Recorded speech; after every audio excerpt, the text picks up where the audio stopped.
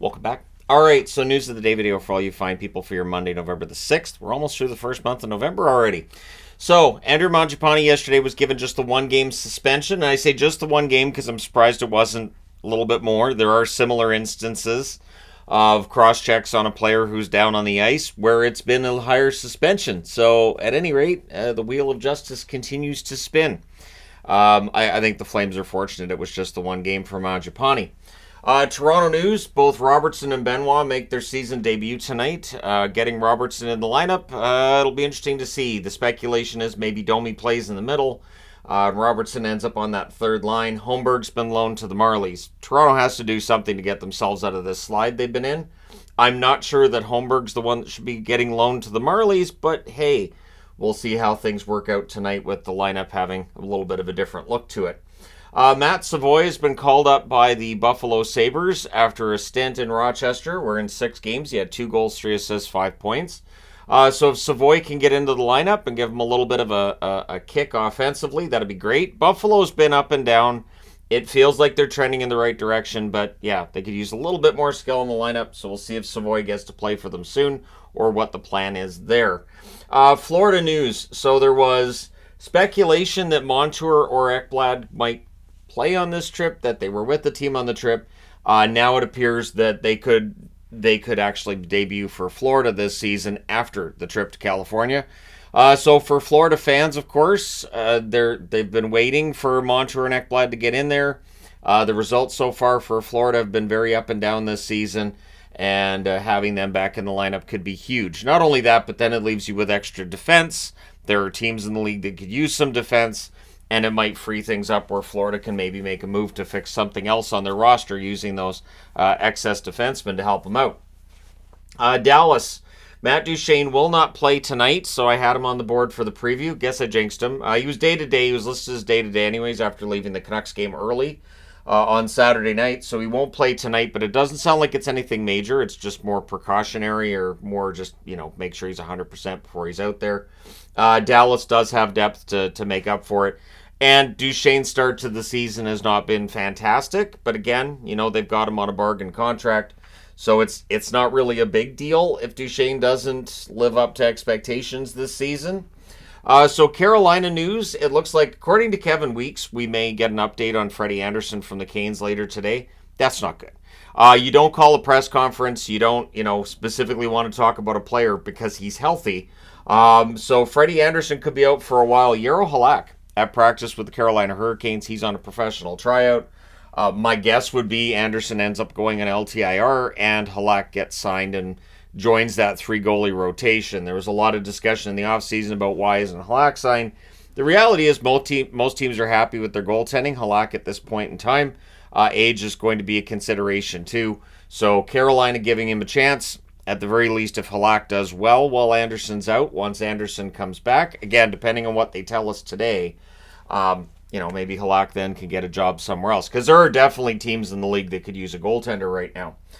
So sad news for Caps fans as well. GM Brian McClellan stating today that it is unlikely that Backstrom's going to play again this season.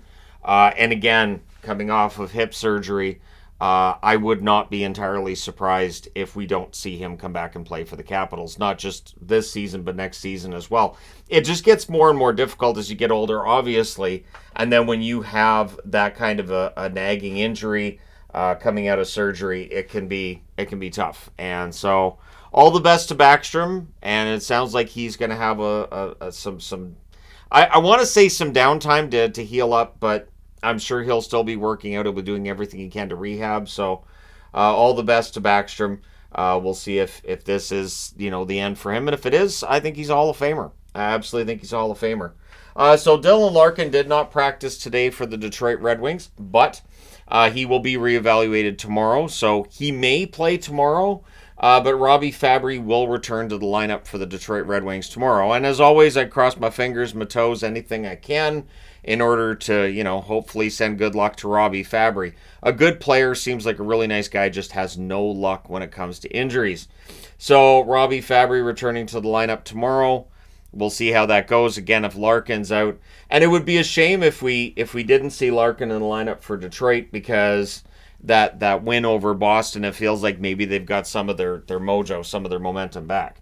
But we'll see if that's the case. Speaking of momentum, how about those Ducks? So it's a 6-game winning streak for Anaheim. And what's remarkable with this winning streak, too, is the comebacks. And I've always said, when your team is relying on comebacks, it is not something that's sustainable over a full season.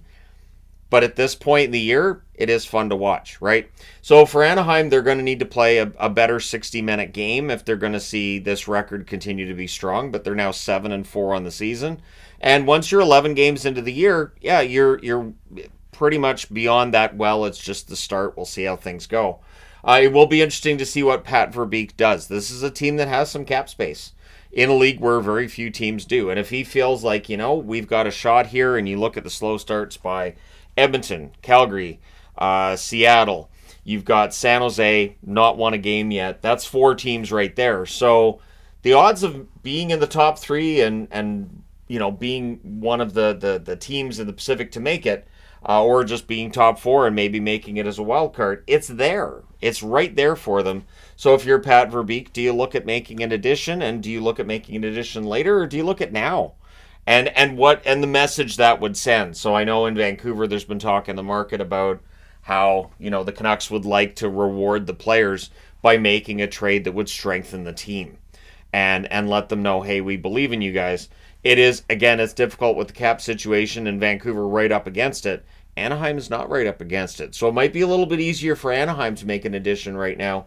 But again, it depends on what Pat Verbeek's strategy is going to be. Maybe he just looks at this team and says, they've won 6 in a row, but I'm not going to, take any future assets and trade them out in return for a player when I don't know if this is sustainable. But as long as the young kids that Anaheim has are playing as well as they have been, yeah, I think they've got a chance. All right, so your NHL 3 stars of the week: Quinn Hughes in 3 games for Vancouver, 1 goal, 7 assists, 8 points. I do feel like when your team has played San Jose, there should be a bit of an asterisk there, and I even say that as a Canucks fan.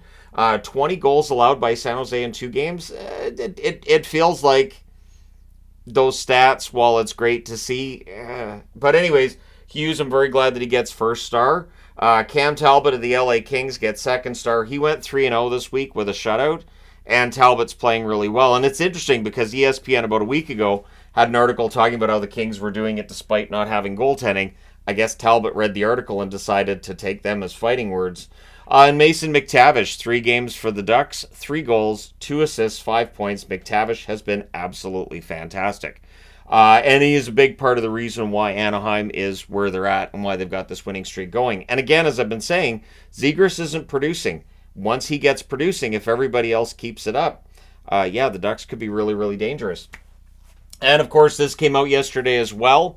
The Chicago Blackhawks. I would think this lawsuit ends up going away faster than, obviously, the last one. So we knew there was a second person who was affected. It wasn't just Kyle Beach. So this is the other Black Ace who was mentioned in the original investigation, and we knew that Brad Aldrich, it wasn't just Kyle Beach. And what's being basically stated in this second lawsuit against the Chicago Blackhawks is that they suppressed it and they tried to make the story kind of go away, and they ignored it and didn't listen at the time, this kind of thing. And so, lawsuits out there. And again, the first time around we found out who it was involving. I don't know that we're going to necessarily get a name this time either. We may, but at the end of it, I would think that the Chicago Blackhawks probably pay that. They don't want this to be hanging out there. And really, for Chicago, almost everybody who was associated with that 2010 team is now gone from the organization. So I'm not saying that the person in this case doesn't have a legal right. They absolutely do. And the lawsuit, I would think, since the first one with Kyle Beach was settled, this one will get settled as well. It'll just be a matter of time. And so for people who think that the Hawks are the worst organization in the history of pro sports, this will be used as another reason to say that. And for those who think that it's just picking on Chicago at this point, this lawsuit won't change anything either. So at any rate, We'll see what happens there. But again, my guess is that this will get settled. And I would think that for Chicago, they'll want to settle this quickly. Just settle it quickly, put out a statement and say, we apologize. We're very cognizant of what's taken place before. And we're doing our best to, all of the things you want to hear from them, I would think we'll probably hear once this all is put to rest. But at any rate, it's out there. We'll see what happens with it. Let me know your thoughts in the comment section below, as always. Don't forget to hit like and subscribe if you're browsing your way through. You just happened upon this video. Thank you guys so much for watching, for all your support. I will talk to you again soon.